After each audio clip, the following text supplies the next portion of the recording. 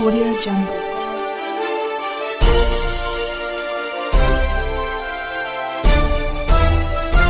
Audio Jungle. मैं रंजन कुमार, नमस्कार। अभी आप देख रहे हैं कंचन न्यूज़। इसे लाइक, सब्सक्राइब एवं बेल आइकॉन दबाना ना भूलें ताकि न्यूज़ का नोटिफिकेशन सबसे पहले आपके पास पहुंचे। अब चलिए खबरें विस्तार से। 45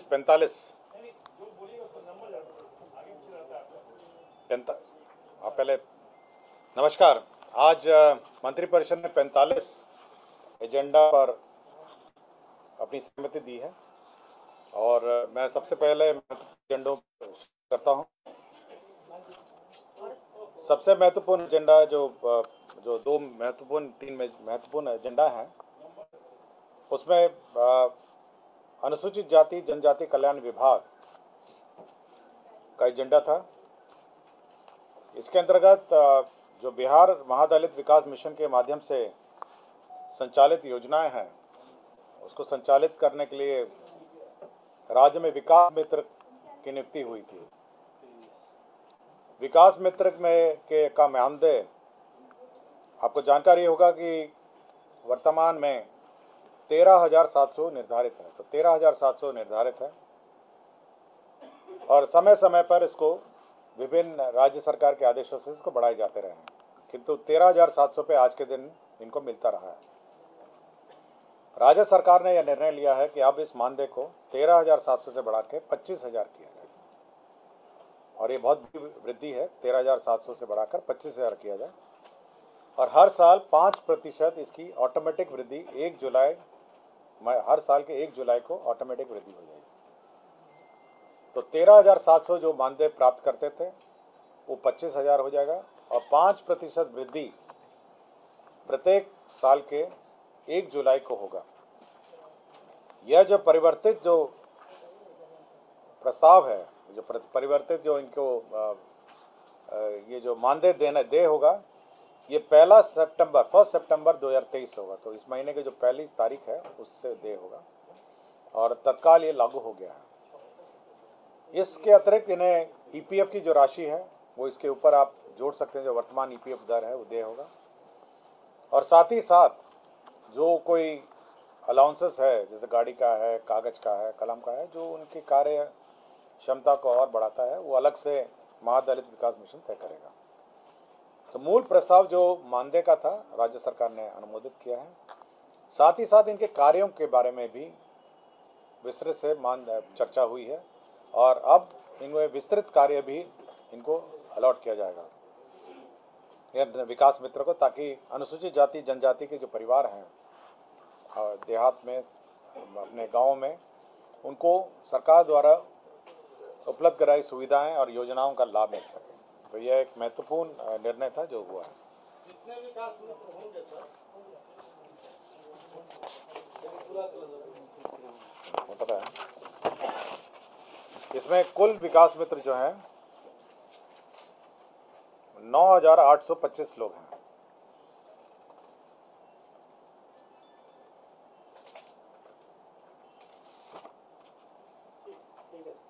ठीक है। और सरकार को जो दे होगा, मतलब जो कुल राशि है ईपीएफ और ये सब जोड़ के, वह 28,250 होगी। मतलब अगर 25 इस पर कैलकुलेट आप करिएगा तो सरकार को ईपीएफ सब जोड़ के 28,250 रुपये होगा। तो 25,000 प्लस जो ईपीएफ का दर है और कुल इस पर व्यय होगा 333 करोड़ 6,75,000। 9,825 लोग इसमें आज के दिन में कार्य करें। ठीक है। शिक्षा विभाग में 2 प्रकार के शिक्षा सेवक कार्यरत हैं। एक तो शिक्षा सेवक है और एक शिक्षा सेवक तालीमी मरकज है। एक शिक्षा सेवक जो है वो अनुसूचित जाति जनजाति के जो आउट ऑफ स्कूल चिल्ड्रन हैं उनको स्कूल में लाते हैं, उनको शिक्षा अध्ययन में संबद्ध करते हैं, और दूसरे हैं जो अल्पसंख्यक के छात्र छात्राएं हैं, उनको अपने शिक्षक संस्थाओं में लाते हैं। आज के दिन में को 11,000 रुपये मिलता है। तो 11,000 से बढ़ा के सरकार ने इनको 22,000 रुपये कर दिया है और उसी प्रकार 1 जुलाई प्रतिवर्ष 5% का वृद्धि हर साल होगा। तो अब ये हर बार सरकार की अनुमति प्राप्त नहीं पड़ेगी जिन्हें अब मतलब दर के लिए मतलब बार बार इनको सरकार द्वारा संशोधित दर नहीं देना पड़ेगा। और 1 जुलाई प्रतिवर्ष को 5% की वृद्धि होगी और 11,000 को बढ़ाकर 22,000 दुगना हो गया है। और साथ ही साथ जो ईपीएफ का दर है और बाकी जो अन्य दर हैं वो यथावत है। जहाँ ये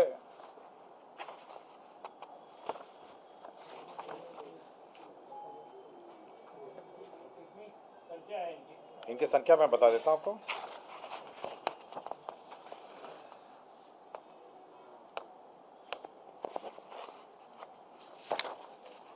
इनकी अनुमानित संख्या लिखी हुई है।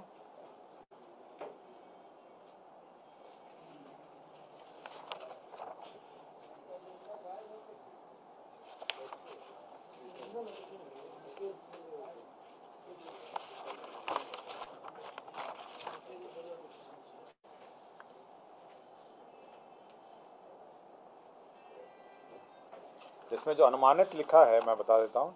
20,000 महादलित टोलों में कार्यरत हैं और 10,000 तालीमी मरकज़ों में कार्यरत हैं। तो मोटा मोटी 30,000 के आसपास है।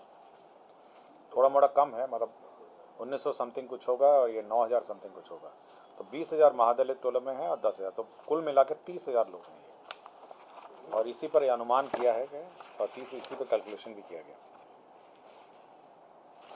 तो ये दो महत्वपूर्ण वर्ग हैं, जो एक तो है विकास मित्र का जिसका मानदेय का निर्धारण किया गया है, और दूसरा तालीमी मरकज़ और जो शिक्षा सेवक हैं जो अनुसूचित जाति जनजाति को शिक्षा में आउट ऑफ स्कूल चिल्ड्रन को लाते हैं।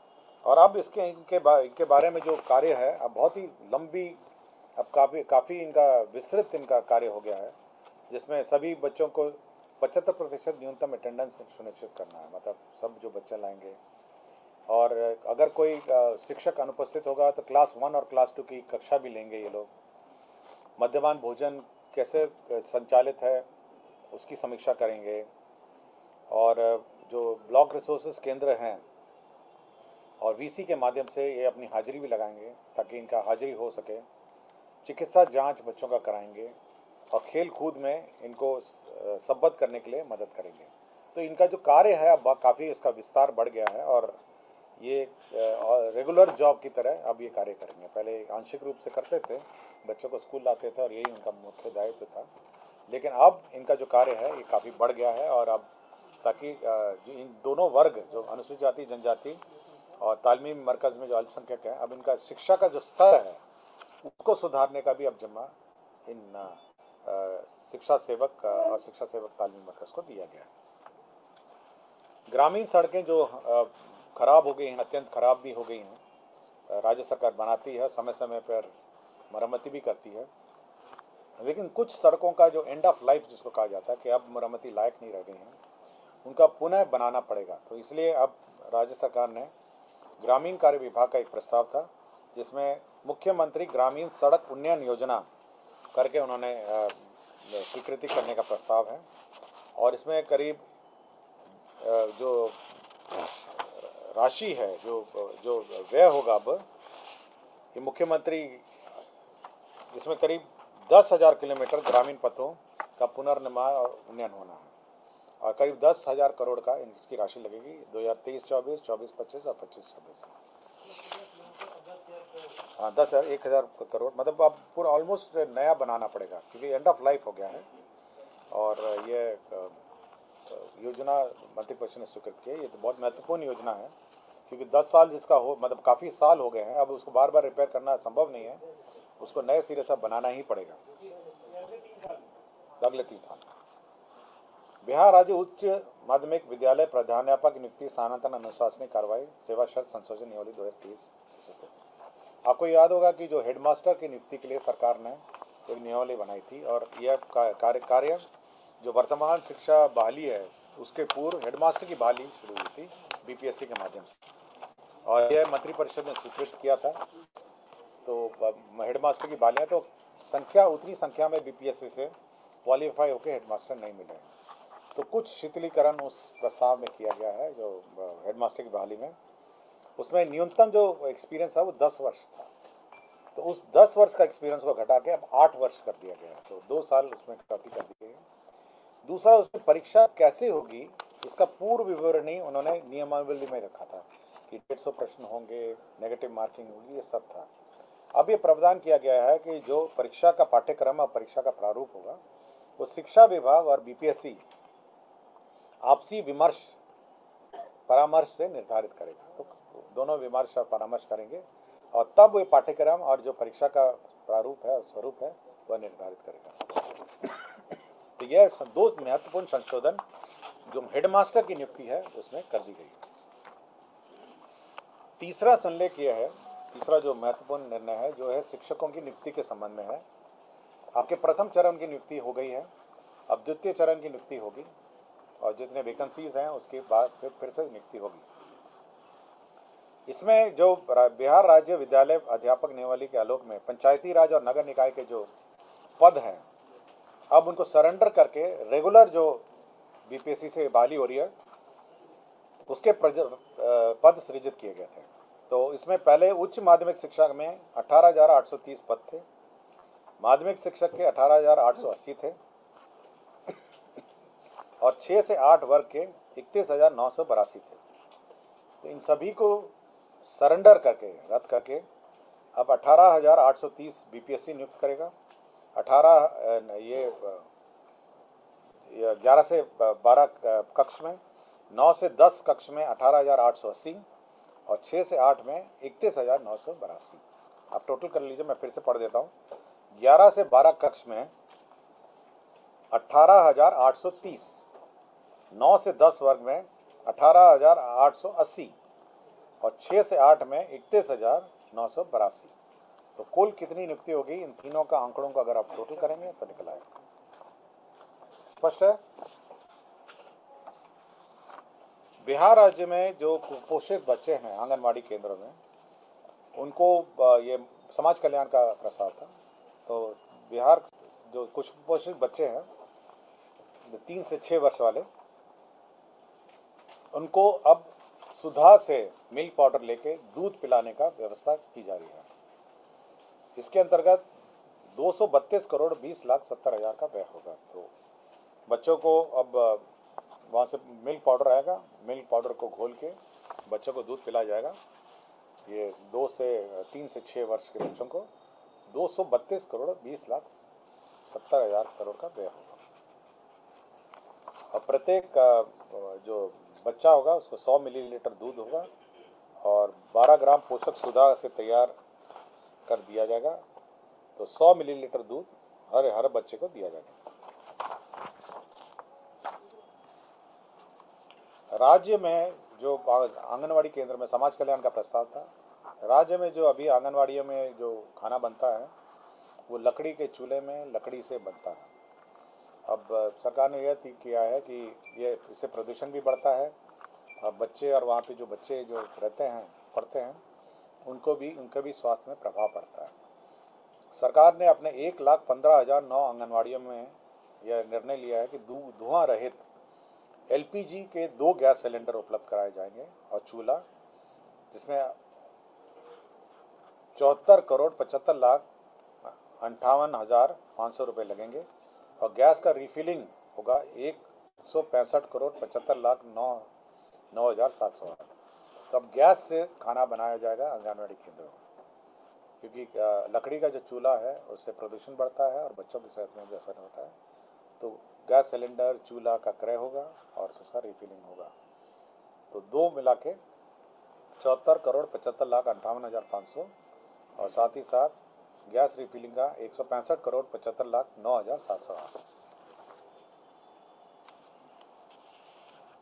विभिन्न शहरों में जो नगर विकास आवास का प्रस्ताव है, विभिन्न शहरों में जो जल निकासी की योजनाएं आज स्वीकृत की गई थी और इसमें सबसे पहला जो ये आत्मनिर्भर बिहार के 7 निश्चय 2 के अंतर्गत है। सबसे पहला है जहानाबाद नगर परिषद में जल निकासी का जो स्ट्रॉन्ग वाटर ड्रेनेज जिसको हम लोग कहते हैं, उसमें 49 करोड़ 20 लाख का योजना स्वीकृत हुआ था। तो स्ट्रॉन्ग वाटर ड्रेन जहानाबाद में 49 करोड़ 20 लाख का योजना स्वीकृत हुआ, जहानाबाद नगर निगम नगर परिषद क्षेत्र में।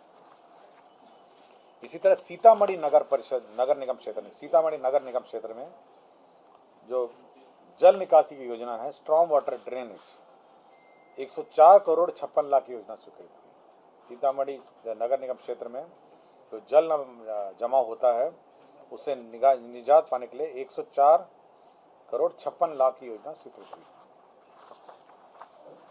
इसी तरह नगर विकास आवास विभाग का प्रस्ताव था बोध गया नगर परिषद क्षेत्र में, बोध गया नगर परिषद क्षेत्र में 91 करोड़ 18 लाख रुपए की योजना स्वीकृत हुई। तो 91 करोड़ 18 लाख की योजना में बोध गया में जल निकासी स्टॉर्म वाटर ड्रेनेज का निर्माण किया जाएगा। पूर्णिया नगर निगम क्षेत्र में 27 करोड़ 46 लाख रुपए का स्टॉर्म वाटर 87 करोड़ 46 लाख 87 करोड़ 46 लाख रुपए का स्टॉर्म वाटर ड्रेनेज सिस्टम की योजना स्वीकृत की जाएगी पूर्णिया नगर निगम क्षेत्र में। उसी तरह बेतिया नगर निगम क्षेत्र में स्टॉर्म वाटर ड्रेनेज का 63 करोड़ 56 लाख रुपए की स्टॉर्म वाटर ड्रेनेज योजना स्वीकृत की जाएगी। ये सभी योजनाएं जो है आत्मनिर्भर बिहार के 7 निश्चय के अंतर्गत ये प्रगानांकित है, इसलिए सभी शहरों में स्टॉर्म वाटर ड्रेनेज का निर्माण किया जाना है। शिवर नगर परिषद में भी स्टॉर्म वाटर ड्रेनेज निर्माण होना है, जिसमें जल निकासी के लिए 60 करोड़ 16 लाख रुपए की योजना स्वीकृत होगी। ये शिवर नगर क्षेत्र है। तो ये सारी योजनाएं जो है नगर निकाय क्षेत्रों में जो जल निकासी की स्टॉर्म वाटर ड्रेनेज सिस्टम का स्वीकृति किया गया। कृषि विभाग का एक प्रस्ताव था बिहार कृषि विश्वविद्यालय सपोर में, इसमें स्थापना व्यय की स्वीकृति की गई थी 2023-24 का, और स्थापना व्यय में कुल 68 करोड़ 11 लाख रुपए व्यय होंगे। यह बिहार कृषि विश्वविद्यालय सबौर का स्थापना व्यय है, और इसके अंतर्गत नालंदा उद्यान महाविद्यालय है नूरसराय, मंडन भारती कृषि महाविद्यालय सहरसा, वीर कुंवर सिंह कृषि महाविद्यालय डुमरांव, बिहार कृषि विश्वविद्यालय सबौर, भोला पासवान शास्त्री कृषि महाविद्यालय पूर्णिया और डॉक्टर कलाम कृषि महाविद्यालय किशनगंज। तो ये सारे आपके कृषि विद्यालयों के लिए स्थापना मद में व्यय की स्वीकृति हुई। विभिन्न स्थानों पे राज्य सरकार ने औद्योगिक क्षेत्र बनाने के लिए योजनाएं स्वीकृत की है। तो सबसे पहले खगड़िया परबत्ता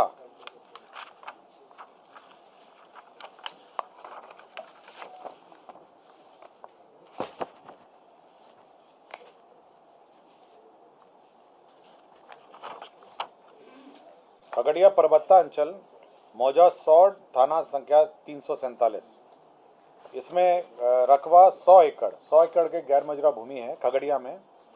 इसमें इंटीग्रेटेड मैन्युफैक्चरिंग क्लस्टर के लिए बियाड़ा को 67 करोड़ 50 लाख रुपए में बियाड़ा को भूमि स्थानांतरित किया गया। तो अब खगड़िया में 100 एकड़ में इंटीग्रेटेड मैन्युफैक्चरिंग हब बनेगा। इसी तरह मानपुर गया, आपको याद होगा मानपुर गया में बुनकर जो हमारे जिसको बुनकरों का बड़ी तादाद में बुनकर है मानपुर गया में, ये उनके लिए ज़मीन उनके मैन्युफैक्चरिंग क्लस्टर के लिए गया जिला अंतर्गत मानपुर अंचल मौजा शादीपुर थाना संख्या 246 खाता संख्या 338 करीब 23 एकड़ अनाबाद बिहार सरकार को 6 करोड़ 21 लाख रुपए भुगतान पर बियाड़ा को हस्तांतरित किया गया, ताकि मानपुर में इंटीग्रेटेड टेक्सटाइल क्लस्टर बनाया जा सके। तो गया में मानपुर में एक इंटीग्रेटेड टेक्सटाइल क्लस्टर बनाया जाएगा, इसके लिए ज़मीन स्थानांतरित की गई।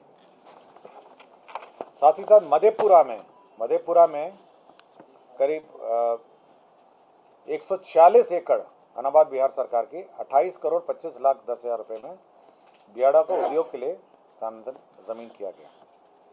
तो ये 3 औद्योगिक क्षेत्र हैं जहाँ पे ज़मीन स्थानांतरित किया गया। पटना जिला अंतर्गत पटना सदर अंचल में मौजा दुजरा में ये मेट्रो के लिए जो लास्ट स्टेशन है उसकी ज़मीन के लिए ये करीब 10.69 डेसिमल ज़मीन है, 10 एकड़ 69 डेसिमल। तो 10 करोड़ 38 38,912 रुपये में कुल 38,93,000 रुपये में भुगतान पर Patna metro rail corporation limited के लिए नगर विकास आवास को भूमि का स्थानांतरण किया गया।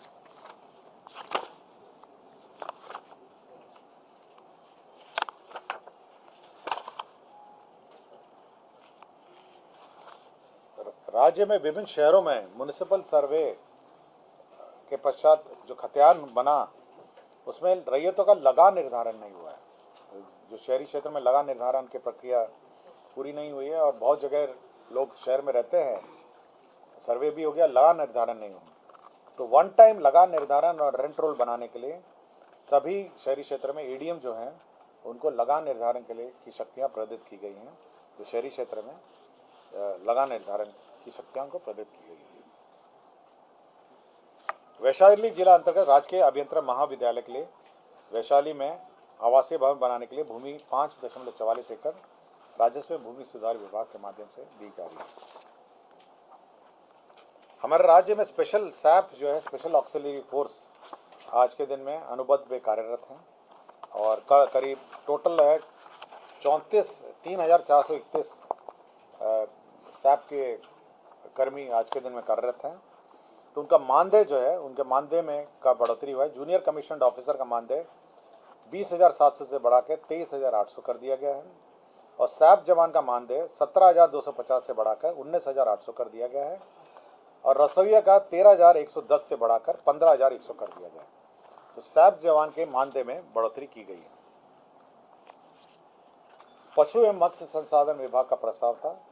इसमें राज्य स्कीम के अंतर्गत चलने मत्स्य निदेशालय का पुनर्गठन योजना है। इसमें केवल एक ही संशोधन किया गया है जिसमें जो योजना मद है, जो योजना मद से हटाकर जो स्थापना है उसको गैर योजना मद में किया है, जिसमें एक कार्यपालिका मत्ता है और इसमें एक संयुक्त मत्स्य निदेशक है। तो एक एक पद है, 2 पदों को योजना मद से हटाकर गैर योजना मद किया गया है। राज्य में 315 प्रथम वर्गीय पशु चिकित्सालयों की स्थापना की योजना थी। चलनित मोबाइल वेटनरी यूनिट्स की स्थापना थी 315। ये सभी योजना मद में था। ये परमानेंट प्रकार का व्यवस्था है। ये सभी को 11 गैर योजना मद में स्थानांतरित कर दिया है और इसके अंतर्गत 65 करोड़ 62 लाख रुपए इसमें व्यय होंगे। पिछड़ा वर्ग एवं अति पिछड़ा वर्ग कल्याण विभाग बिहार के अधीन अन्य पिछड़ा वर्ग कन्या आवासीय विद्यालय में शिक्षक पुस्तकालय प्रधानाध्यापकों के पदों में नियुक्ति और प्रोन्नति एवं अन्य सेवा शर्त विनियमन हेतु बिहार राज्य पिछड़ा वर्ग अति पिछड़ा वर्ग कन्या आवासीय +2 उच्च विद्यालय शिक्षक प्रोन्नति नियुक्ति प्रोन्नति अनुशासनिक कार्रवाई सेवा शर्त नियमावली 2023 का गठन किया गया। इसमें जो हमारे आवासीय विद्यालय हैं उसमें जो शिक्षक हैं अब उनकी भी नियुक्ति होनी है और उनकी सेवा शर्त क्या होगी, उसका क्वालिफिकेशन क्या होगा, यह तय किया गया है।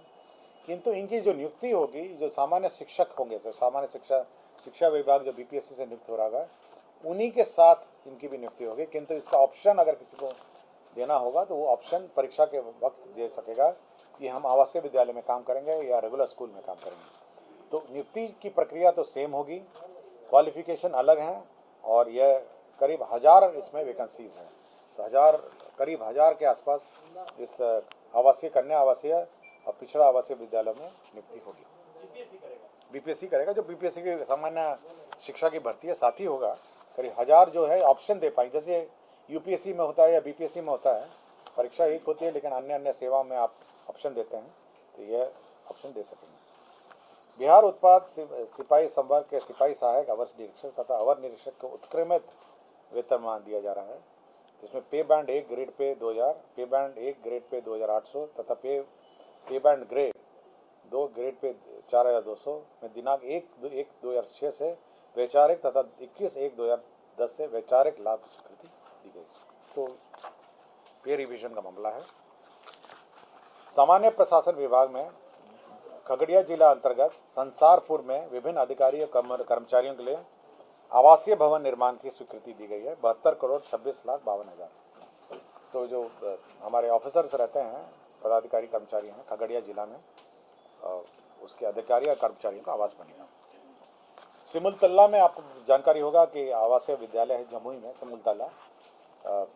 सबसे मॉडल स्कूल की तरह है। इसका पुनरीक्षित प्राक्कलन की स्वीकृति की दी गई है 37 करोड़ 16 लाख रुपए।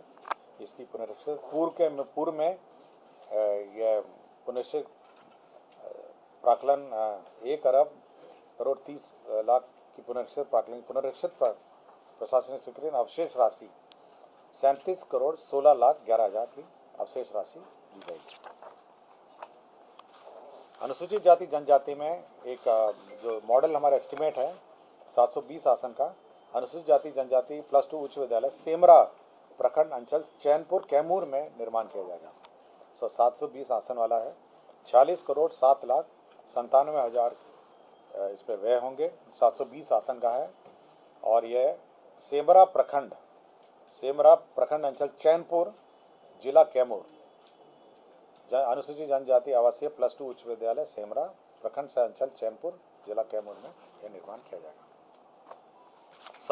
समस्तीपुर जिला अंतर्गत बागमती शांति धार बूढ़ी गंडक लिंक योजना, यह इंटरलिंकिंग ऑफ रिवर्स जो 2 नदियों को जोड़ने की योजना है, उसके अंतर्गत समस्तीपुर जिला अंतर्गत बागमती शांतिधार बूढ़ी गंडक लिंक योजना की स्वीकृति दी गई है। इसके अंतर्गत 120 करोड़ 96 लाख 11 हजार रुपये का व्यय। श्रम संसाधन विभाग के अंतर्गत जो औद्योगिक प्रशिक्षण संस्थाएं हैं उसमें विभिन्न प्रकार के परीक्षाएं होती हैं। तो व्यावसायिक परीक्षा, राज्य व्यावसायिक परीक्षा, मूल्यांकन, प्रश्न पत्रों का चयन, मॉडर्नाइजेशन और कर्मचारियों के जो रेट्स हैं, जो उनके ऑनरेरियम दिए जाते हैं कि परीक्षा क्या रेट होगा, केंद्र अधीक्षक का क्या होगा, इन्विजिलेटर का क्या होगा, वीक्षक का क्या होगा, जो पेपर सेटिंग करते हैं उनका क्या होगा, उनका मानदेय का रेट फिक्स किया गया। यह है श्रम संसाधन विभाग में ITI के जो परीक्षा लेते हैं और परीक्षा की व्यवस्था में लोग रहते हैं उनका मानदेय निर्धारित किया गया। सूचना एवं जनसंपर्क विभाग में छायाकार भर्ती प्रोन्नति और सेवा शर्त नियमावली है 2014 है। अब इसका संशोधन नियमावली 2023 की स्वीकृति दी गई है। तो सूचना एवं जनसंपर्क विभाग में अब छायाकार की भी भर्ती अब होगी और अब ये जो परीक्षा पहले अब ये तकनीकी सेवा आयोग से ये होगा। पहले बिहार राज्य कर्मचारी चयन आयोग के स्थान पर बिहार तकनीकी सेवा आयोग से अब ये परीक्षा होगी। इंदिरा गांधी आयुर्वेदिक संस्था है IGIMS पटना है। इसमें अंग प्रतिरक्षण जो ऑर्गन ट्रांसप्लांट है, टिश्यू ट्रांसप्लांट है, उसके लिए 4 पदों की स्वीकृति दी गई है। यह संस्था करती है और इसके जो संस्था है state organ and tissue transplant organisation SOTTO, उसके लिए 4 पदों की स्वीकृति दी गई है। राज्य के अधीन जो न्यायालय हैं उसमें 85 चालकों का स्वीकृति दी गई। जो न्यायालय हैं हमारे राज्य में कोर्ट हैं तो 85 पदों का सृजन किया गया। ये बिहार राज्य में समूह ग जो कार्यालय प्रचारी का समूह है, यह सभी कार्यालयों में है। जो सबसे अंतिम लास्ट जो समूह ग के कर्मचारी हैं जिनको हम कार्यालय प्रचारी कहते हैं और अन्य जो ग्रुप D है, तो इसमें विभिन्न कार्यालय में विभिन्न प्रकार की नियमावली हैं और विभिन्न नियुक्ति प्रक्रिया है। तो राज्य सरकार ने सबको एकत्रित करके एक अब परीक्षा होगी और एक परीक्षा के माध्यम से सभी ग्रुप D के कर्मचारी अब ये नियुक्त होंगे। तो सारे जितने हैं आपके स्थानिक आयुक्त है, रेजिडेंट कमिश्नर के ऑफिस है, विभिन्न कार्यालयों में अलग अलग नियमावली है, तो सभी नियमावली को अब एक कर दिया गया है और एक ही नियमावली के तहत अब ये नियुक्ति होगी। बिहार कृषि सेवा कोटि 9 सांख्यिकी भर्ती प्रोन्नति सेवा शर्त नियमावली है। तो यह भी राज्य सरकार ने स्वीकृति दी है। ये सांख्यिकी जो कार्य है इस कृषि में वह ये करते हैं, जैसे क्रॉप कटिंग है, अन्य जो सांख्यिकी वाले हैं जो कैलकुलेशन है कितना उपज है ये कैलकुलेट करते हैं, इसका इन्होंने कर दिया। परिवहन विभाग में जो न्यायाधिकरण है, जो ट्रिब्यूनल है, उसका जो चयन है, जो ट्रिब्यूनल में कौन सदस्य होंगे और उनका चयन किस प्रकार का होगा, इसकी स्वीकृति परिवहन विभाग ने बिहार मोटर वाहन दुर्घटना एवं दावा न्यायाधिकरण गठन एवं सेवा शर्त नियमावली 2023 यह इसकी स्वीकृति दी है। इसके अंतर्गत जो चयन होगा उसमें सचिव परिवहन की अध्यक्षता में एक कमेटी है। इसमें सचिव परिवहन है, सचिव विधि विभाग है, सामान्य प्रशासन के लोग हैं और अन्य परिवहन विभाग के पदाधिकारी हैं। ये न्यायाधिकरण के अध्यक्ष की नियुक्ति करेंगे और साथ ही साथ की अनुशंसा करेंगे और साथ ही साथ माननीय मुख्यमंत्री के स्तर पर स्वीकृति के बाद इनका नियुक्ति होगा। तो ये जो ट्रिब्यूनल है, ट्रिब्यूनल की सेवा शर्त नियमावली स्वीकृत की गई। राज्य में शहरी अवरचना अर्बन इंफ्रास्ट्रक्चर डेवलपमेंट फंड जो कार्यान्वयन है उसका एसओपी की स्वीकृति का प्रस्ताव था।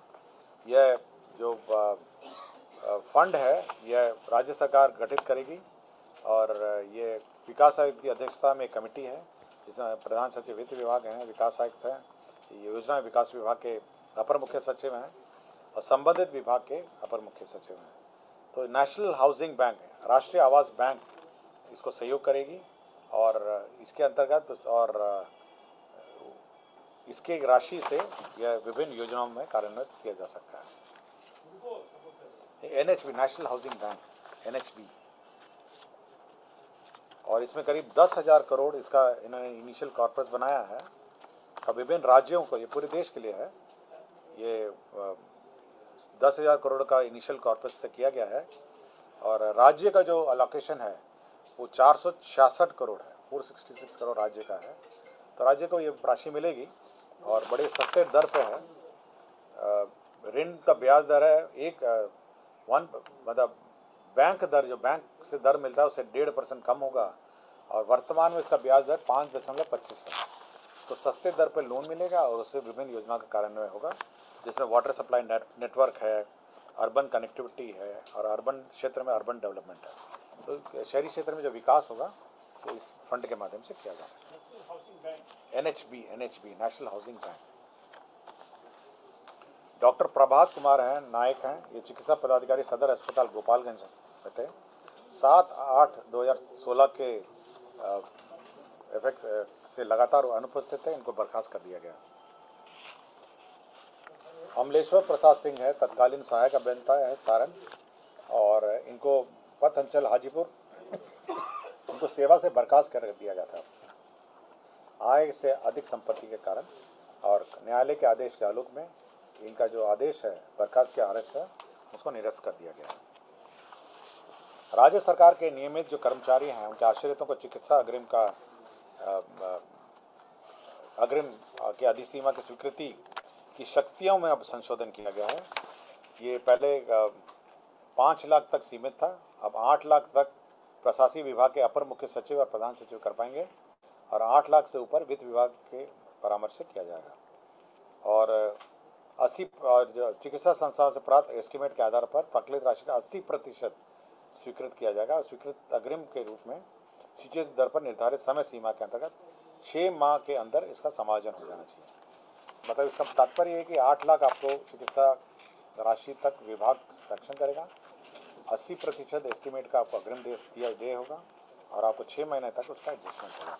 तो राज्य में जितने भी चिकित्सा कर्मी हैं उनको यह और उनके आश्रितों को जो चिकित्सा अनुदान है वो मिल पाएगा। बिहार राज्य में आपदा रिस्पांस फोर्स में का मुख्यालय बीटा में बन रहा है और इसका भवन बन रहा है और इसी वर्ष इसको पूरा होना है।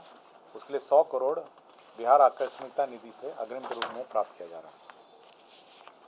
बिहार पुलिस भवन निर्माण निगम जो निगम है गृह विभाग का, पुलिस का भवन बनाता है, उसमें 16 पद जो हैं उसमें पदों का सरेंडर हुआ है और नए पदों का सृजन हुआ है। इसमें 17 पद हैं जो प्रत्यार्पण हुए हैं और 10 पदों का सृजन हुआ है जिसमें वित्तीय सलाहकार हैं, मुख्य लेखा पदाधिकारी हैं और 8 प्रारूप हैं। तो ये महत्वपूर्ण एजेंडा थे। इसके अतिरिक्त जो एजेंडा है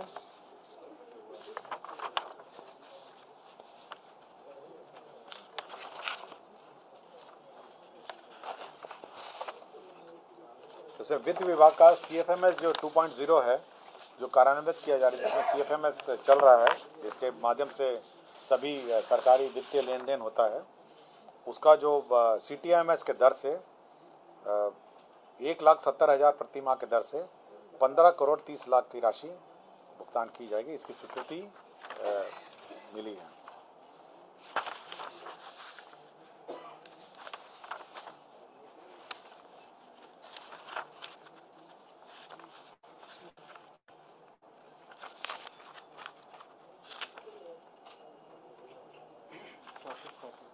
हाँ,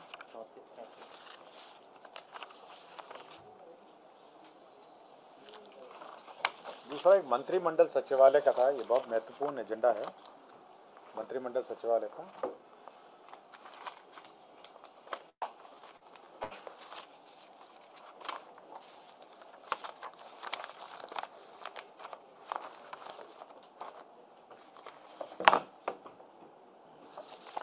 मंत्रिमंडल सचिवालय का एक बहुत महत्वपूर्ण एजेंडा है। यह है क्रिमिनल WJC 435/15 कृष्ण यादव बनाम बिहार राज्य मान्य दिनांक 30/4/2019 में माननीय उच्च न्यायालय द्वारा आदेश पारित किया गया है। इसके अंतर्गत पारित आदेश के अनुपालनार्थ मंत्रिमंडल राजभाषा सचिवालय की दिनांक 9/5/1972 की अधिसूचना को इस संशोधन समझा जाए कि भारतीय संविधान के अनुच्छेद 226 और 227 के अधीन प्रस्तुत की जाने वाली याचिका तथा कर निर्देश से संबंधित आवेदन के लिए अंग्रेजी या हिंदी का प्रयोग किया जा सकता है संबंधित प्रस्ताव पर अनुशंसा।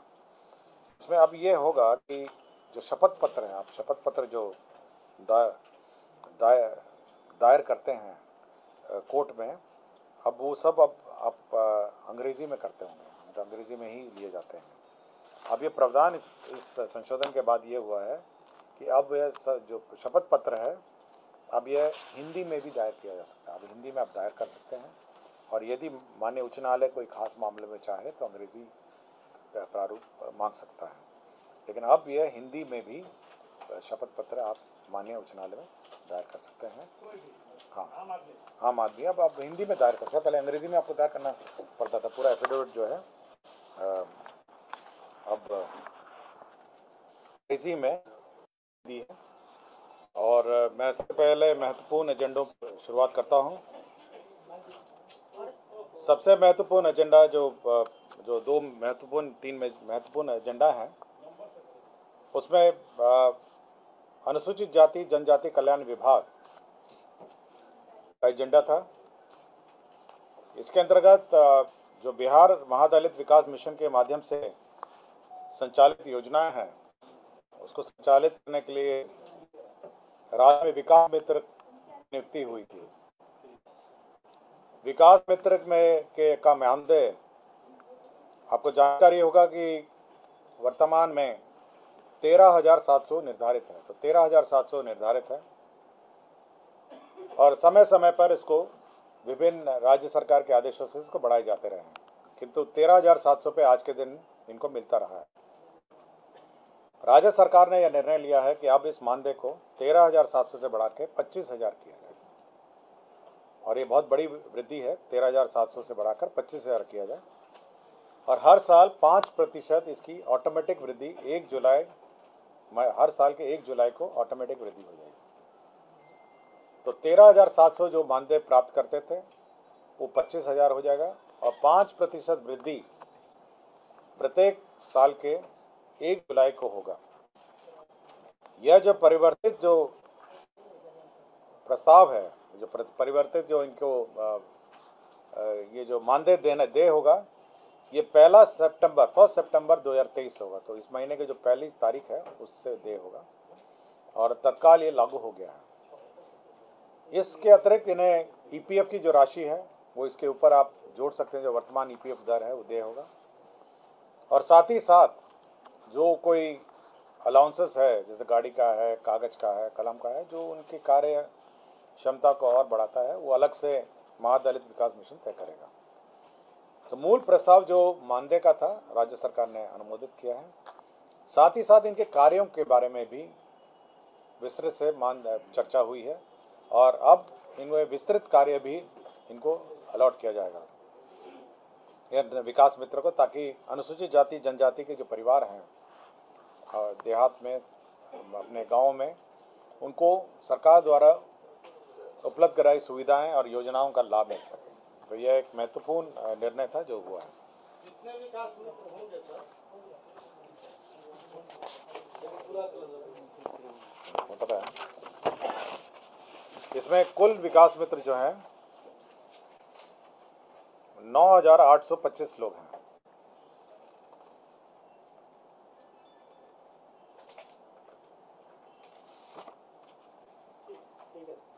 ठीक है। और सरकार को जो देय होगा, मतलब जो कुल राशि है ईपीएफ और ये सब जोड़ के, वह 28,250 होगी। मतलब अगर 25 इस पर कैलकुलेट आप करिएगा तो सरकार को ईपीएफ सब जोड़ के 28,250 रुपये होगा। तो 25,000 प्लस जो ईपीएफ का दर है, और कुल इस पर व्यय होगा 333 करोड़ 6,75,000। 9,825 लोग इसमें आज के दिन में कार्यरत हैं। ठीक है। शिक्षा विभाग में 2 प्रकार के शिक्षा सेवक कार्यरत हैं। एक तो शिक्षा सेवक है और एक शिक्षा सेवक तालीमी मरकज है। एक शिक्षा सेवक जो है वो अनुसूचित जाति जनजाति के जो आउट ऑफ स्कूल चिल्ड्रन हैं उनको स्कूल में लाते हैं, उनको शिक्षा अध्ययन में संबद्ध करते हैं। और दूसरे हैं जो अल्पसंख्यक के छात्र छात्राएं हैं, उनको अपने अपने शिक्षक संस्थाओं में लाते हैं। आज के दिन में उनको 11,000 रुपये मिलता है, तो 11,000 से बढ़ा के सरकार ने 22,000 रुपये कर दिया है। और उसी प्रकार 1 जुलाई प्रतिवर्ष 5% का वृद्धि हर साल होगा। तो अब ये हर बार सरकार की अनुमति प्राप्त करनी नहीं पड़ेगी इन्हें। अब मतलब दर के लिए, मतलब बार बार इनको सरकार का संशोधित दर नहीं देना पड़ेगा। और 1 जुलाई प्रतिवर्ष को 5% की वृद्धि होगी और 11,000 को बढ़ाकर 22,000 दुगना हो गया है। और साथ ही साथ जो ईपीएफ का दर है और बाकी जो अन्य दर हैं वो यथावत है। जहाँ ये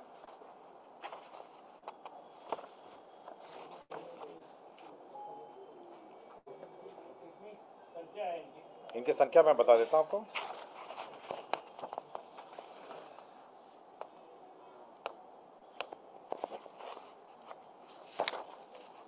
इनकी अनुमानित संख्या लिखी हुई है।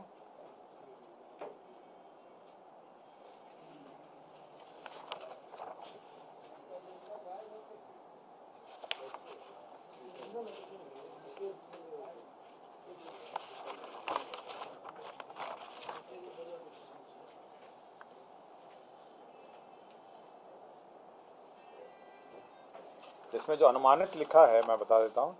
20,000 महादलित टोलों में कार्यरत हैं और 10,000 तालीमी मरकज़ों में कार्यरत हैं। तो मोटा मोटी 30,000 के आसपास है। थोड़ा मोड़ा कम है, मतलब 1900 समथिंग कुछ होगा और ये 9,000 समथिंग कुछ होगा। तो 20,000 महादलित टोलों में है और 10,000, तो कुल मिला के 30,000 लोग हैं ये। और इसी पर अनुमान किया है कि और इसी पर कैलकुलेशन भी किया गया। तो ये 2 महत्वपूर्ण वर्ग हैं, जो एक तो है विकास मित्र का जिसका मानदेय का निर्धारण किया गया है, और दूसरा तालीमी मरकज़ और जो शिक्षा सेवक हैं जो अनुसूचित जाति जनजाति को शिक्षा में आउट ऑफ स्कूल चिल्ड्रन को लाते हैं।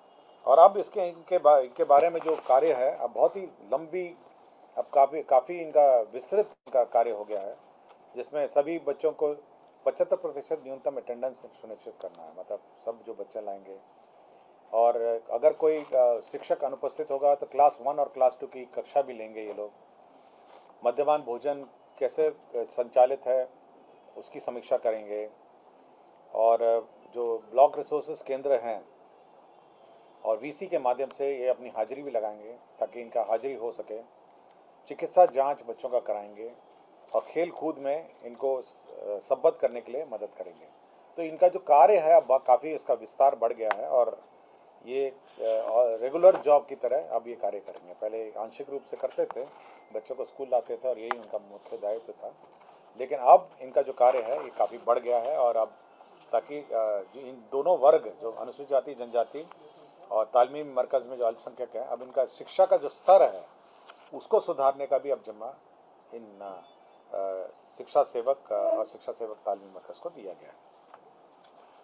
ग्रामीण सड़कें जो खराब हो गई हैं, अत्यंत खराब भी हो गई हैं, राज्य सरकार बनाती है, समय समय पर मरम्मती भी करती है, लेकिन कुछ सड़कों का जो एंड ऑफ लाइफ जिसको कहा जाता है कि अब मरम्मती लायक नहीं रह गई हैं, उनका पुनः बनाना पड़ेगा। तो इसलिए अब राज्य सरकार ने ग्रामीण कार्य विभाग का एक प्रस्ताव था जिसमें मुख्यमंत्री ग्रामीण सड़क उन्नयन योजना करके उन्होंने स्वीकृति करने का प्रस्ताव है।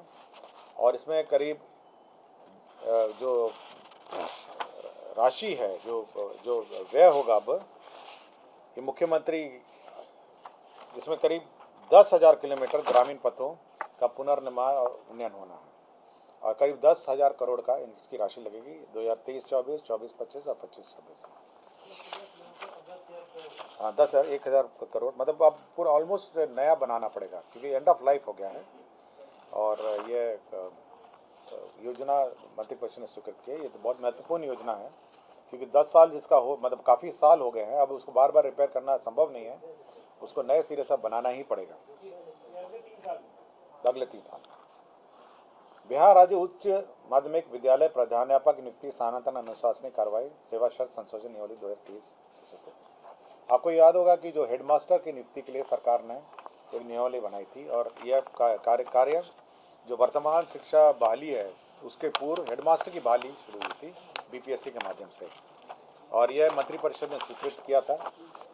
तो हेडमास्टर की बहालियाँ, तो संख्या उतनी संख्या में बीपीएससी से क्वालिफाई होकर हेडमास्टर नहीं मिले, तो कुछ शिथिलीकरण उस प्रस्ताव में किया गया है जो हेडमास्टर की बहाली में। उसमें न्यूनतम जो एक्सपीरियंस है वो 10 वर्ष था, तो उस 10 वर्ष का एक्सपीरियंस को घटा के अब 8 वर्ष कर दिया गया है, तो 2 साल उसमें कटौती कर दी गई है। दूसरा, उसमें परीक्षा कैसे होगी इसका पूर्व विवरणी उन्होंने नियमावली में रखा था कि 150 प्रश्न होंगे, नेगेटिव मार्किंग होगी, ये सब था। अब ये प्रावधान किया गया है कि जो परीक्षा का पाठ्यक्रम और परीक्षा का प्रारूप होगा वो शिक्षा विभाग और बीपीएससी आपसी परामर्श से निर्धारित करेगा। तो दोनों विमर्श और परामर्श करेंगे और तब वो पाठ्यक्रम और जो परीक्षा का प्रारूप है, स्वरूप है, वह निर्धारित करेगा। तो यह 2 महत्वपूर्ण संशोधन जो हेडमास्टर की नियुक्ति है उसमें कर दी गई। तीसरा संलेख यह है, तीसरा जो महत्वपूर्ण निर्णय है जो है शिक्षकों की नियुक्ति के संबंध में है। आपके प्रथम चरण की नियुक्ति हो गई है, द्वितीय की नियुक्ति और जितने वैकेंसीज हैं उसके बाद फिर से नियुक्ति होगी। इसमें जो बिहार राज्य विद्यालय अध्यापक नियमावली के आलोक में पंचायती राज और नगर निकाय के जो पद हैं अब उनको सरेंडर करके रेगुलर जो बीपीएससी से बहाली हो रही है उसके पद सृजित किए गए थे।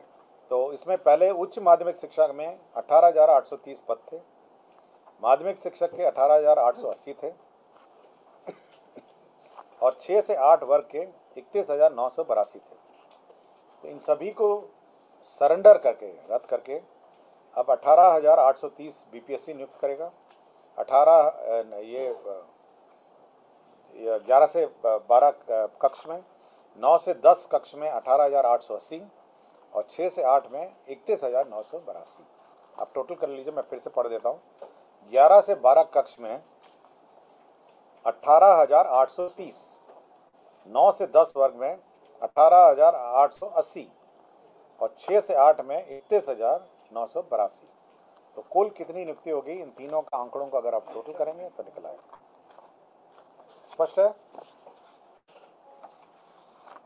बिहार राज्य में जो कुपोषित बच्चे हैं आंगनवाड़ी केंद्रों में, उनको ये समाज कल्याण का प्रस्ताव था। तो बिहार जो कुछ कुपोषित बच्चे हैं 3 से 6 वर्ष वाले, उनको अब सुधा से मिल्क पाउडर लेके दूध पिलाने का व्यवस्था की जा रही है। इसके अंतर्गत 232 करोड़ 20,70,000 का व्यय होगा। तो बच्चों को अब वहाँ से मिल्क पाउडर आएगा, मिल्क पाउडर को घोल के बच्चों को दूध पिलाया जाएगा। ये 3 से 6 वर्ष के बच्चों को 232 करोड़ 20,70,000 करोड़ का व्यय होगा। और प्रत्येक जो बच्चा होगा उसको 100 मिलीलीटर दूध होगा और 12 ग्राम पोषक सुधा से तैयार कर दिया जाएगा। तो 100 मिलीलीटर दूध हर बच्चे को दिया जाएगा। राज्य में जो आंगनवाड़ी केंद्र में समाज कल्याण का प्रस्ताव था, राज्य में जो अभी आंगनवाड़ियों में जो खाना बनता है वो लकड़ी के चूल्हे में लकड़ी से बनता है। अब सरकार ने यह किया है कि ये इससे प्रदूषण भी बढ़ता है और बच्चे और वहाँ पे जो बच्चे जो रहते हैं, पढ़ते हैं, उनके भी स्वास्थ्य में प्रभाव पड़ता है। सरकार ने अपने 1,15,009 आंगनवाड़ियों में यह निर्णय लिया है कि धुआं रहित एलपीजी के 2 गैस सिलेंडर उपलब्ध कराए जाएंगे और चूल्हा, जिसमें 74,75,58,500 रुपये लगेंगे और गैस का रिफिलिंग होगा 165,75,09,708। तो अब गैस से खाना बनाया जाएगा आंगनवाड़ी केंद्रों में, क्योंकि लकड़ी का जो चूल्हा है उससे प्रदूषण बढ़ता है और बच्चों की सेहत में भी असर होता है। तो गैस सिलेंडर चूल्हा का क्रय होगा और उसका रिफिलिंग होगा।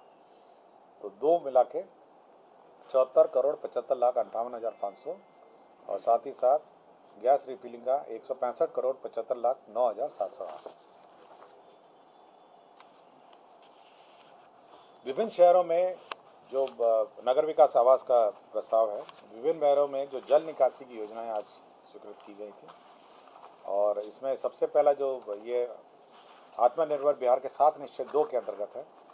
सबसे पहला है जहानाबाद नगर परिषद में जल निकासी का जो स्ट्रॉन्ग वाटर ड्रेनेज जिसको हम लोग कहते हैं, उसमें 49 करोड़ 20 लाख का योजना स्वीकृत हुआ। तो स्ट्रॉन्ग वाटर ड्रेन जहानाबाद में 49 करोड़ 20 लाख का योजना स्वीकृत हुआ जहानाबाद नगर परिषद क्षेत्र में। इसी तरह सीतामढ़ी नगर निगम क्षेत्र में जो जल निकासी की योजना है strong water drainage 104 crore 56 lakh की योजना स्वीकृत हुई। सीतामढ़ी नगर निगम क्षेत्र में जो जल जमा होता है उससे निजात पाने के लिए 104 करोड़ 56 लाख की योजना स्वीकृत हुई। इसी तरह नगर विकास आवास विभाग का प्रस्ताव था बोध गया नगर परिषद क्षेत्र में 91 करोड़ 18 लाख रुपए की योजना स्वीकृत हुई। तो 91 करोड़ 18 लाख की योजना में बोध गया में जल निकासी स्टॉर्म वाटर ड्रेनेज का निर्माण किया जाएगा। पूर्णिया नगर निगम क्षेत्र में 87 करोड़ 46 लाख रुपए का स्टॉर्म वाटर 87 करोड़ 46 लाख 87 करोड़ 46 लाख रुपए का स्टॉर्म वाटर ड्रेनेज सिस्टम की योजना स्वीकृत की जाएगी पूर्णिया नगर निगम क्षेत्र में। उसी तरह बेतिया नगर निगम क्षेत्र में स्टॉर्म वाटर ड्रेनेज का 63 करोड़ 56 लाख रुपए की स्टॉर्म वाटर ड्रेनेज योजना स्वीकृत की जाएगी। ये सभी योजनाएं जो है आत्मनिर्भर बिहार के 7 निश्चय के अंतर्गत ये प्रगांकित है, इसलिए सभी शहरों में स्टॉर्म वाटर ड्रेनेज का निर्माण किया जाना है। शिवर नगर परिषद में भी स्टॉर्म वाटर ड्रेनेज निर्माण होना है, जिसमें जल निकासी के लिए 60 करोड़ 16 लाख रुपए की योजना स्वीकृत होगी। ये शिवर नगर क्षेत्र है। तो ये सारी योजनाएं जो है नगर निकाय क्षेत्रों में जो जल निकासी की स्टॉर्म वाटर ड्रेनेज सिस्टम का स्वीकृति किया गया। कृषि विभाग का एक प्रस्ताव था बिहार कृषि विश्वविद्यालय सपोर में, इसमें स्थापना व्यय की स्वीकृति की गई थी 2023-24 का और स्थापना व्यय में कुल 68 करोड़ 11 लाख रुपए व्यय होंगे। यह बिहार कृषि विश्वविद्यालय सबौर का स्थापना व्यय है और इसके अंतर्गत नालंदा उद्यान महाविद्यालय है नूरसराय, मंडन भारती कृषि महाविद्यालय सहरसा, वीर कुंवर सिंह कृषि महाविद्यालय डुमरांव, बिहार कृषि विश्वविद्यालय सबौर, भोला पासवान शास्त्री कृषि महाविद्यालय पूर्णिया और डॉक्टर कलाम कृषि महाविद्यालय किशनगंज। तो ये सारे आपके कृषि विद्यालयों के लिए स्थापना मद में व्यय की स्वीकृति हुई। विभिन्न स्थानों पे राज्य सरकार ने औद्योगिक क्षेत्र बनाने के लिए योजनाएं स्वीकृत की है। तो सबसे पहले खगड़िया परबत्ता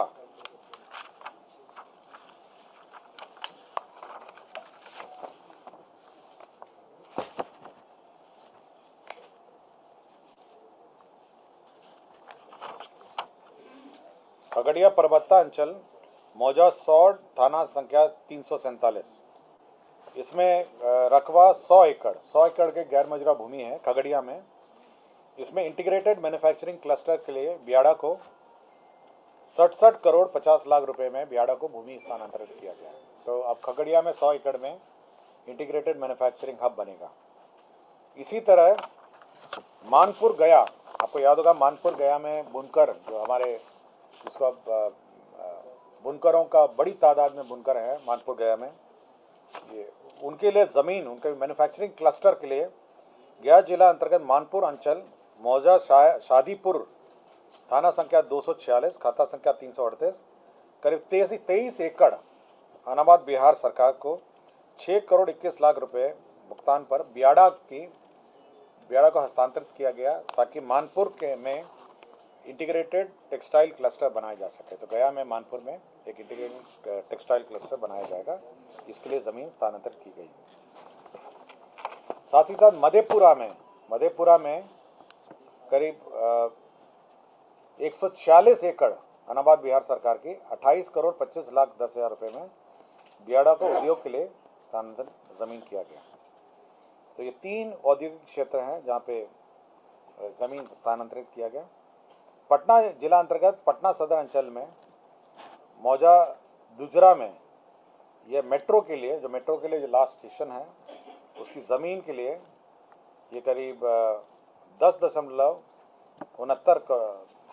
डेसिमल ज़मीन है, 10 एकड़ 69 डेसिमल, तो 10 करोड़ 38,912 रुपये में कुल 38,93,000 रुपये में भुगतान पर Patna metro rail corporation limited के लिए नगर विकास आवास को भूमि का स्थानांतरण किया गया।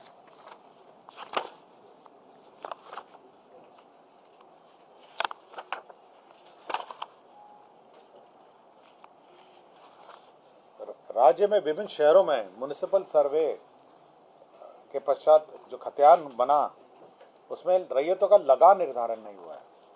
जो शहरी क्षेत्र में लगान निर्धारण की प्रक्रिया पूरी नहीं हुई है और बहुत जगह लोग शहर में रहते हैं, सर्वे भी हो गया, लगान निर्धारण नहीं हुआ। तो वन टाइम लगान निर्धारण और रेंट रोल बनाने के लिए सभी शहरी क्षेत्र में एडीएम जो हैं उनको लगान निर्धारण के लिए की शक्तियाँ प्रदत्त की गई हैं। तो शहरी क्षेत्र में लगान निर्धारण की शक्तियां को प्रदत्त की गई है। वैशाली जिला अंतर्गत राजकीय अभियंत्रण महाविद्यालय के लिए वैशाली में आवासीय भवन बनाने के लिए भूमि 5.44 एकड़ राजस्व में भूमि सुधार विभाग के माध्यम से दी जा रही है। हमारे राज्य में स्पेशल सैप जो है स्पेशल ऑक्सिलरी फोर्स आज के दिन में अनुबंध पे कार्यरत हैं और करीब टोटल है 3,431 सैप के कर्मी आज के दिन में कार्यरत हैं। तो उनका मानदेय जो है उनके मानदेय में का बढ़ोतरी हुआ है। जूनियर कमीशन्ड ऑफिसर का मानदेय 20,700 से बढ़ा के 23,800 कर दिया गया है और सैप जवान का मानदेय 17,250 से बढ़ाकर 19,800 कर दिया गया है और रसोइया का 13,110 से बढ़ाकर 15,100 कर दिया गया है। तो सैप जवान के मानदेय में बढ़ोतरी की गई है। पशु एवं मत्स्य संसाधन विभाग का प्रस्ताव था। इसमें राज्य स्कीम के अंतर्गत चलनित मत्स्य निदेशालय का पुनर्गठन योजना है।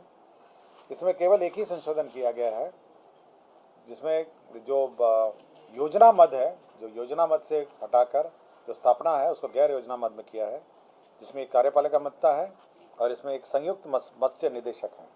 तो एक पद है, 2 पदों को योजना मद से हटाकर गैर योजना मद किया गया। राज्य में 315 प्रथम वर्गीय पशु चिकित्सालयों की स्थापना की योजना थी। चलनित मोबाइल वेटनरी यूनिट्स की स्थापना थी 315। ये सभी योजना मद में था। ये परमानेंट प्रकार का व्यवस्था है। ये सभी को 11 गैर योजना मद में स्थानांतरित कर दिया है और इसके अंतर्गत 65 करोड़ 62 लाख रुपए इसमें व्यय होंगे। पिछड़ा वर्ग एवं अति पिछड़ा वर्ग कल्याण विभाग बिहार के अधीन अन्य पिछड़ा वर्ग कन्या आवासीय विद्यालय में शिक्षक पुस्तकालय प्रधानाध्यापकों के पदों में नियुक्ति और प्रोन्नति एवं अन्य सेवा शर्त विनियमन हेतु बिहार राज्य पिछड़ा वर्ग अति पिछड़ा वर्ग कन्या आवासीय +2 उच्च विद्यालय शिक्षक प्रोन्नति नियुक्ति प्रोन्नति अनुशासनिक कार्रवाई सेवा शर्त नियमावली 2023 का गठन किया गया। इसमें जो हमारे आवासीय विद्यालय हैं उसमें जो शिक्षक हैं अब उनकी भी नियुक्ति होनी है और उनकी सेवा शर्त क्या होगी, उसका क्वालिफिकेशन क्या होगा, यह तय किया गया है। किंतु इनकी जो नियुक्ति होगी, जो सामान्य शिक्षक होंगे, जो सामान्य शिक्षा विभाग जो बीपीएससी से नियुक्त हो रहा है उन्हीं के साथ इनकी भी नियुक्ति होगी। किंतु इसका ऑप्शन अगर किसी को देना होगा तो वो ऑप्शन परीक्षा के वक्त दे सकेगा कि हम आवासीय विद्यालय में काम करेंगे या रेगुलर स्कूल में काम करेंगे। तो नियुक्ति की प्रक्रिया तो सेम होगी, क्वालिफिकेशन अलग हैं और यह करीब 1000 इसमें वैकेंसीज हैं। तो करीब 1000 के आसपास इस आवासीय, कन्या आवासीय और पिछड़ा आवासीय विद्यालयों में नियुक्ति होगी। बीपीएससी करेगा, जो बीपीएससी की सामान्य शिक्षा की भर्ती है साथ ही होगा। करीब 1000 जो है ऑप्शन दे पाएंगे, जैसे यूपीएससी में होता है या बीपीएससी में होता है, परीक्षा एक होती है लेकिन अन्य अन्य सेवाओं में आप ऑप्शन देते हैं, तो यह ऑप्शन दे सकेंगे। बिहार उत्पाद सिपाही संवर्ग के सिपाही सहायक अवर निरीक्षक तथा अवर निरीक्षक को उत्क्रमित वेतनमान दिया जा रहा है, जिसमें पे बैंड 1 ग्रेड पे 2000, पे बैंड 1 ग्रेड पे 2800 तथा पे बैंड ग्रेड 2 ग्रेड पे 4200 में दिनांक 1/1/2006 से वैचारिक तथा 21/1/2010 से वैचारिक लाभ की स्वीकृति दी गई। तो पे रिवीजन का मामला है।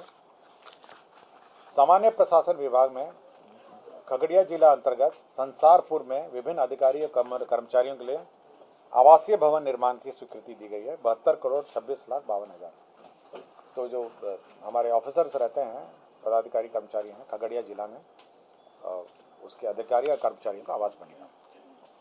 सिमुलतला में आपको जानकारी होगा कि आवासीय विद्यालय है जमुई में। सिमुलतला सबसे मॉडल स्कूल की तरह है। इसका पुनरीक्षित प्राकलन की स्वीकृति की दी गई है, 37,16,00,000 रुपये इसकी पुनरीक्षित। पूर्व में यह पुनरीक्षित प्राकलन 1,30,00,000 की पुनरीक्षित प्राकलन पुनरीक्षित प्रशासनिक स्वीकृति। अवशेष राशि 37,16,11,000 की अवशेष राशि दी जाएगी। अनुसूचित जाति जनजाति में एक जो मॉडल हमारा एस्टिमेट है 720 आसन का अनुसूचित जाति जनजाति +2 उच्च विद्यालय सेमरा प्रखंड अंचल चैनपुर कैमूर में निर्माण किया जाएगा। 720 आसन वाला है, 46,07,97,000 इस पर व्यय होंगे। 720 आसन का है और यह सेमरा प्रखंड अंचल चैनपुर जिला कैमूर अनुसूचित जनजाति आवासीय +2 उच्च विद्यालय सेमरा प्रखंड से अंचल चैनपुर जिला कैमूर में यह निर्माण किया जाएगा। समस्तीपुर जिला अंतर्गत बागमती शांति धार बूढ़ी गंडक लिंक योजना, यह इंटरलिंकिंग ऑफ रिवर्स, जो 2 नदियों को जोड़ने की योजना है, उसके अंतर्गत समस्तीपुर जिला अंतर्गत बागमती शांतिधार बूढ़ी गंडक लिंक योजना की स्वीकृति दी गई है। इसके अंतर्गत 120,96,11,000 रुपये का व्यय। श्रम संसाधन विभाग के अंतर्गत जो औद्योगिक प्रशिक्षण संस्थाएं हैं उसमें विभिन्न प्रकार के परीक्षाएं होती हैं। तो व्यावसायिक परीक्षा, राज्य व्यावसायिक परीक्षा, मूल्यांकन, प्रश्न पत्रों का चयन, मॉडर्नाइजेशन और कर्मचारियों के जो रेट्स हैं, जो उनके ऑनरेरियम दिए जाते हैं कि परीक्षा क्या रेट होगा, केंद्र अधीक्षक का क्या होगा, इन्विजिलेटर का क्या होगा, वीक्षक का क्या होगा, जो पेपर सेटिंग करते हैं उनका क्या होगा, उनका मानदेय का रेट फिक्स किया गया। यह है श्रम संसाधन विभाग में ITI के जो परीक्षा लेते हैं और परीक्षा की जो व्यवस्था में लोग रहते हैं उनका मानदेय निर्धारित किया गया। सूचना एवं जनसंपर्क विभाग में छायाकार भर्ती प्रोन्नति एवं सेवा शर्त नियमावली है 2014 है। अब इसका संशोधन नियमावली 2023 की स्वीकृति दी गई है। तो सूचना एवं जनसंपर्क विभाग में अब छायाकार की भी भर्ती अब होगी। और अब ये जो परीक्षा पहले अब ये तकनीकी सेवा आयोग से ये होगा। पहले बिहार राज्य कर्मचारी चयन आयोग के स्थान पर बिहार तकनीकी सेवा आयोग से अब ये परीक्षा होगी।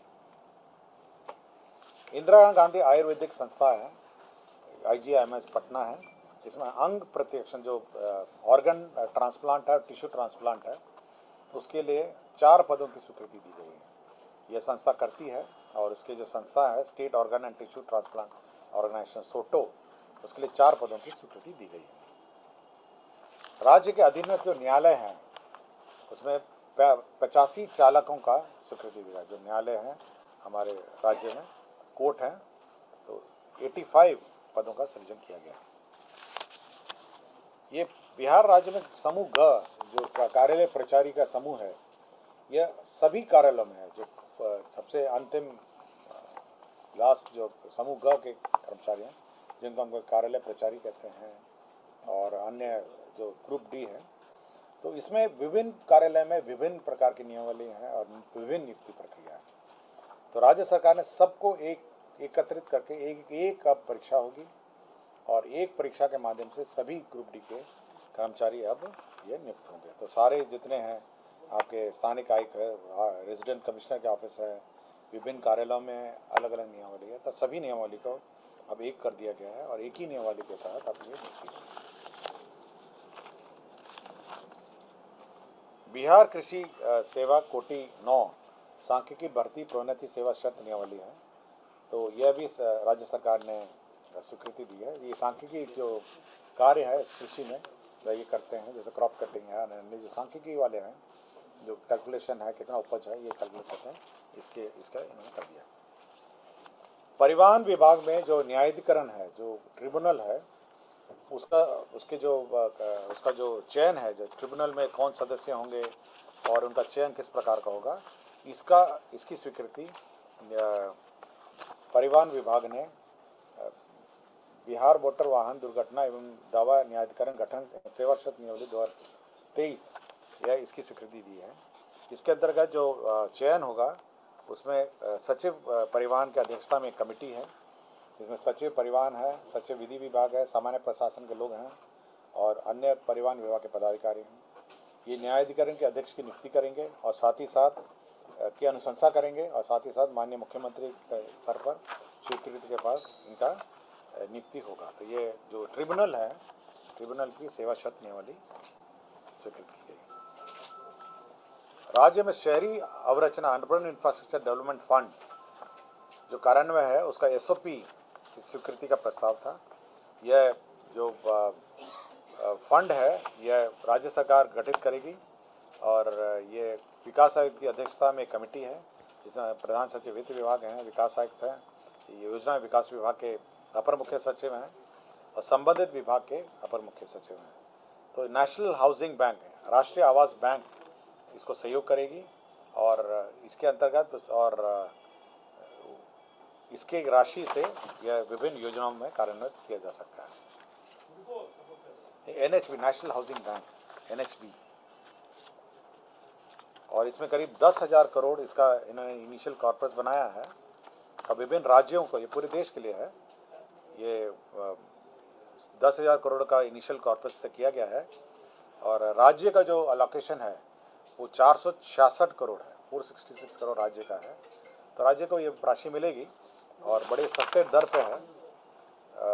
ऋण का ब्याज दर है मतलब बैंक दर, जो बैंक से दर मिलता है उससे 1.5% कम होगा और वर्तमान में इसका ब्याज दर 5.25 है।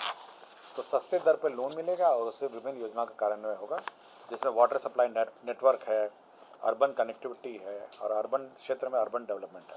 तो शहरी क्षेत्र में जो विकास होगा तो इस फंड के माध्यम से किया जा सकता है। NHB, national housing bank. Doctor Prabhat Kumar हैं, नायक हैं, ये चिकित्सा पदाधिकारी सदर अस्पताल गोपालगंज रहते हैं। 7/8/2016 के इफेक्ट से लगातार अनुपस्थित है, इनको बर्खास्त कर दिया गया। अमलेश्वर प्रसाद सिंह है, तत्कालीन सहायक अभियंता है सारण, और इनको पथ अंचल हाजीपुर इनको सेवा से बर्खास्त कर दिया गया था आय से अधिक संपत्ति के कारण, और न्यायालय के आदेश के आलोक में इनका जो आदेश है बर्खास्त के आदेश है उसको निरस्त कर दिया गया है। राज्य सरकार के नियमित जो कर्मचारी हैं उनके आश्रितों को चिकित्सा अग्रिम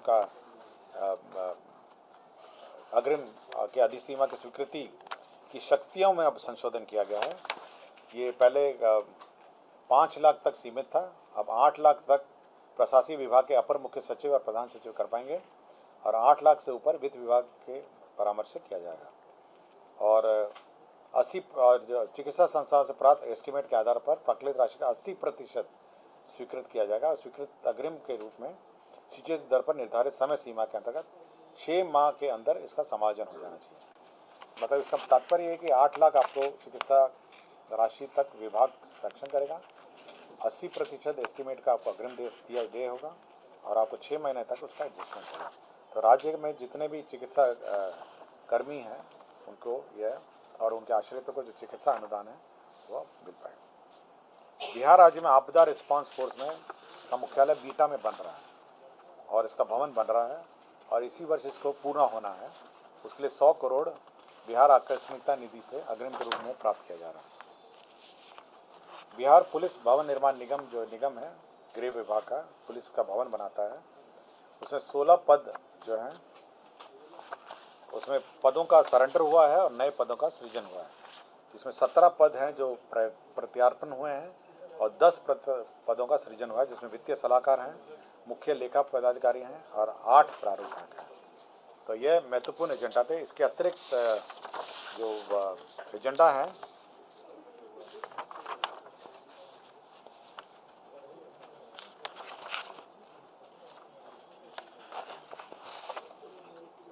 जैसे वित्त विभाग का CFMS जो 2.0 है जो कार्यान्वित किया जा रहा है, जिसमें CFMS चल रहा है, जिसके माध्यम से सभी सरकारी वित्तीय लेन देन होता है, उसका जो CTMS के दर से 1,70,000 प्रति माह के दर से 15,30,00,000 की राशि भुगतान की जाएगी। इसकी स्वीकृति मिली है।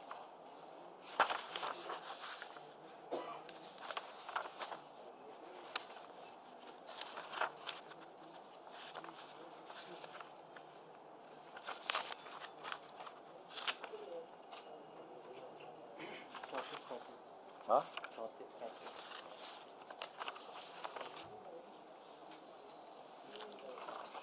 दूसरा एक मंत्रिमंडल सचिवालय का था। ये बहुत महत्वपूर्ण एजेंडा है मंत्रिमंडल सचिवालय का। न्यू अपडेट के लिए देखते रहिए मैं रंजन कुमार कंचन न्यूज।